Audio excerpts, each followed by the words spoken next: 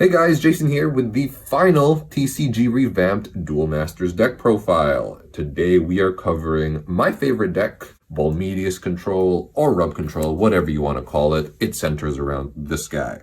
I think it's very fitting to cover this as the finale, so to speak, of the project because it was the very first deck profile and video I did for this channel.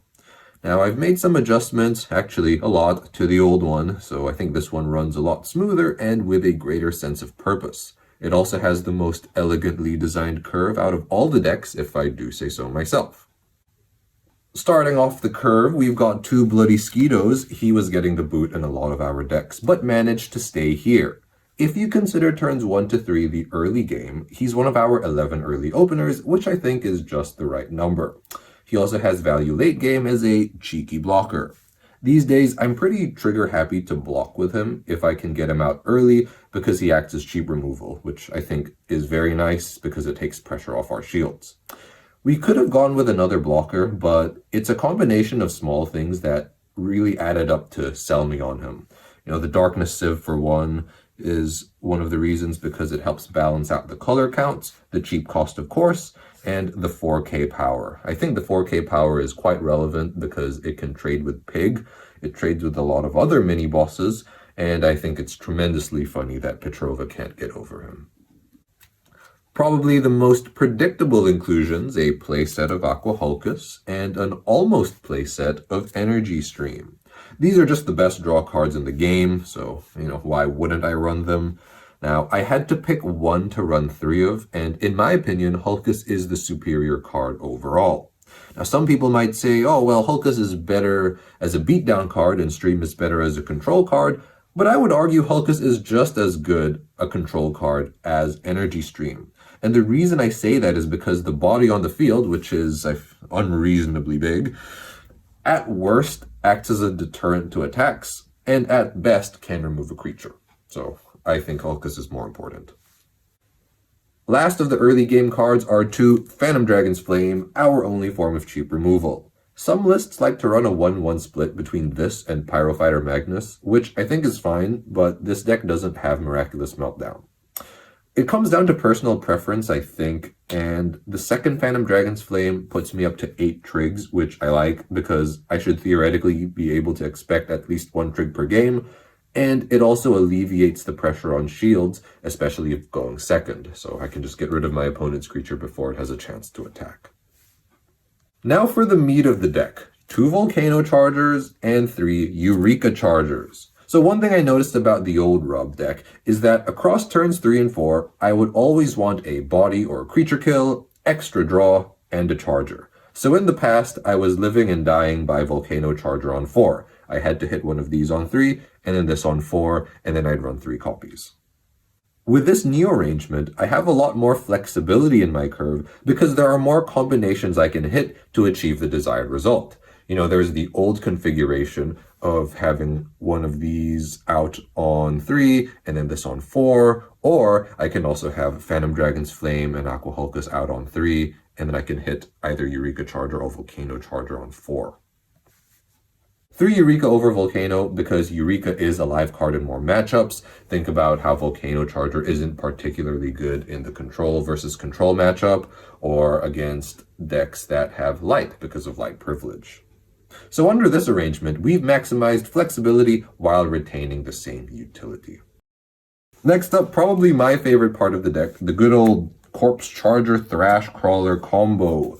These days, I'm not really looping the 2 that much. Sadly, our format or game has sped up significantly, but access to extra resources are just good.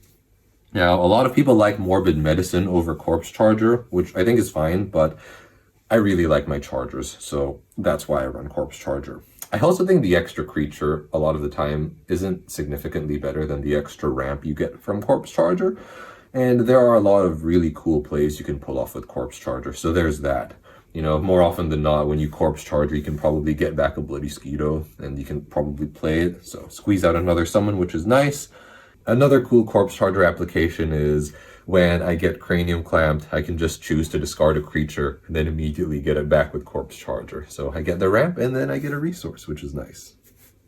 and Corpse Charger also acts as an additional ramp if we happen to miss these on turn 4. And for Thrash Crawler, we all know why he's good. This deck has a lot of chargers, so these are reusable effects. Or, sometimes we want to put our resources into mana and save them for later. Last of the 4 drops, we've got 3 Locomotivers. So this is another one of those cards where a combination of factors won me over. The discard effect, of course, the body, and the shield trigger effect. So we aren't playing Cranium Clamp in this list because we are running a lot of 4 drops, but I think Locomotiver is just fine here. He's a good shield trigger because he can actually really stop aggro decks in their tracks. If they happen to break into him, he rips a card out of their hand, and then he can most likely trade with a creature that broke into him in the first place. Moving on to unconditional spot removal, we've got 3 Core Isles and 3 Terror Pits. Control staples, you know the drill.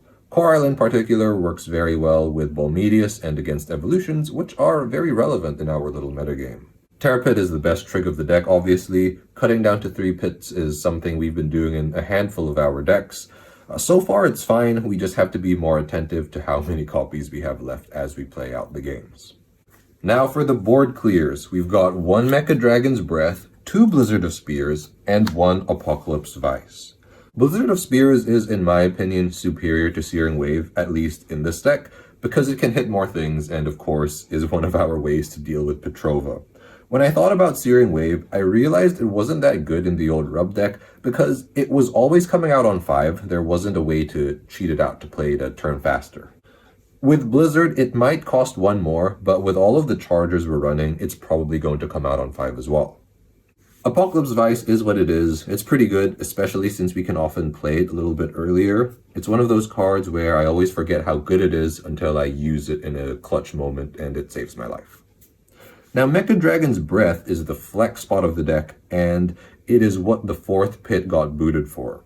Like in the Val deck, this card doubles as a board clear and spot removal, but most significantly is here to deal with Petrova.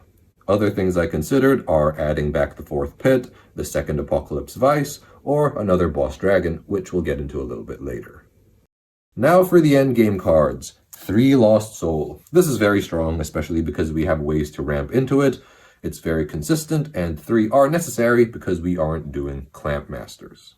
For the boss section, we've got 2 Bolmeteus Steel Dragon, who is our finisher of choice. We're ramping and controlling, so we can summon Bolmeteus safely, and we can use him to finish the game. Making his triumphant return, we've got 1 copy of Bazagazil Dragon. Bazagazil just does Bazagazil things. It's very hard to deal with for some decks, but the deck doesn't live and die by his inclusion, so just 1 is enough. The final card is 1 copy of Galk-Life Dragon. I think this card is very underrated. This guy can really swing games against light decks and is yet another way to deal with Petrova. At worst, he's a vanilla fatty, but sometimes you gotta do what you gotta do. The upside potential is worth it. We considered Velorica Dragon, but when I splashed 1 in, I never pulled off his effect in like 20 games. Maybe it's because the dragons are all bendy, so they stick together when I shuffle. I don't know. But I think if you want to try out Velorica Dragon, you could run 2 or 3 copies of Velorica, and then 1 of every other dragon. So that's the deck. I think it has even to slightly favorable matchups against pretty much all of our decks, or at least most of our decks. It's actually able to deal with aggro decks and Petrova decks decently well, at least in comparison to some of the others. But it is reliant on you finding your specific outs. So if you're able to, say, hit your early removal or like Bloody Skeeto early enough, or if your opponent breaks into some trigs and you can last long enough to kick into the late game, then the matchup turns around. Just usual control stuff. Damien likes this deck better than Foul because it has a clearer strategy and 1 less color, so interpret that however you wish.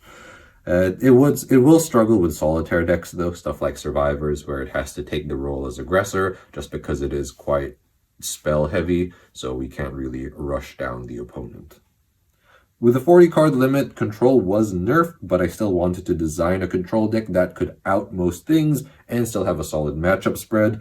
I think we've achieved that with this, so I'm really happy with how this turned out. Lots of mana, lots of card advantage. What more could you want? Anyway, that's the video. Thank you guys so much for watching and joining us on our TCG Revamped journey. Hope you enjoyed, and of course, stay safe, and we'll see you guys next time.